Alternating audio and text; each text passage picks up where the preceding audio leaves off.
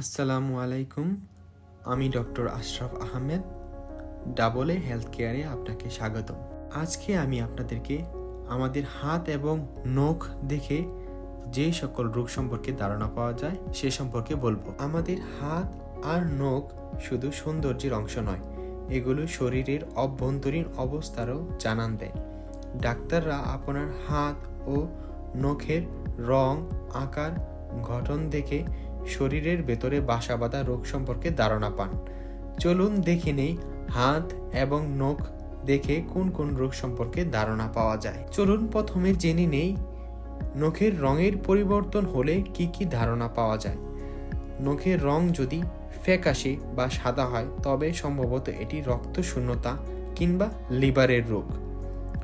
নখ যদি হলুদ রঙের হয়ে যায় তবে ছত্রাকের সমস্যা হতে পারে, এবং নখের রং যদি নীল হয়ে যায় তবে শরীরে অক্সিজেনের অভাব হতে পারে। আপনি হঠাৎ করে যদি নখের গোড়া থেকে কালো রং দেখতে পান তবে এটি ক্যান্সার হতে পারে। নখের স্বাভাবিক রং হচ্ছে গোলাপি। এর রঙের পরিবর্তন বড় কোনো সমস্যার ইঙ্গিত দিতে পারে, তাই অবশ্যই ডাক্তারের পরামর্শ নেওয়া উচিত। আর যদি নখের আকার চামচের মতো দেখতে হয় তবে শরীরে আয়রনের ঘাটতি হতে পারে, এতে রক্ত শূন্যতা দেখা দেয়। আবার নখ ভঙ্গুর বা সহজে ভেঙে গেলে থাইরয়েডের সমস্যা হতে পারে। হাত যদি অতিরিক্ত ঘামে তবে হাইপার থাইরয়েডিজম হতে পারে, এটি একটি থাইরয়েড হরমোনজনিত সমস্যা। অনেক সময় মানসিক চাপ ও উদ্বেগের কারণে এরকম হতে পারে।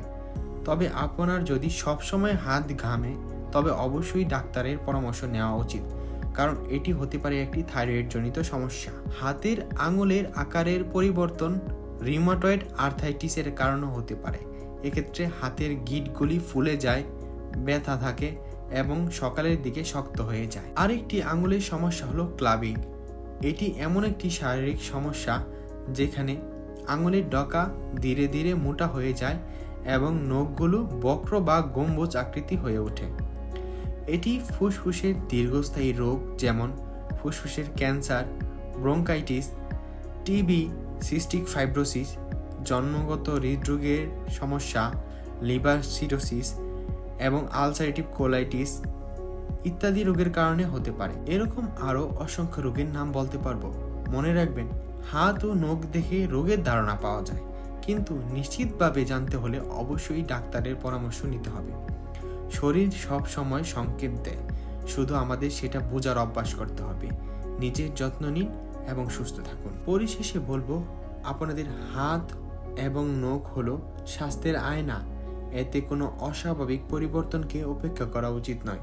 তাই কোনো পরিবর্তন দেখলে আতঙ্কিত না হয়ে একজন ডাক্তারের পরামর্শ নেওয়া উচিত। আমি ডক্টর আশরাফ আহমেদ। এই ভিডিওটি ভালো লাগলে আপনাদের পরিবার পরিজন ও বন্ধুদের সাথে শেয়ার করুন, সচেতনতা বৃদ্ধি করুন। Thanks for watching.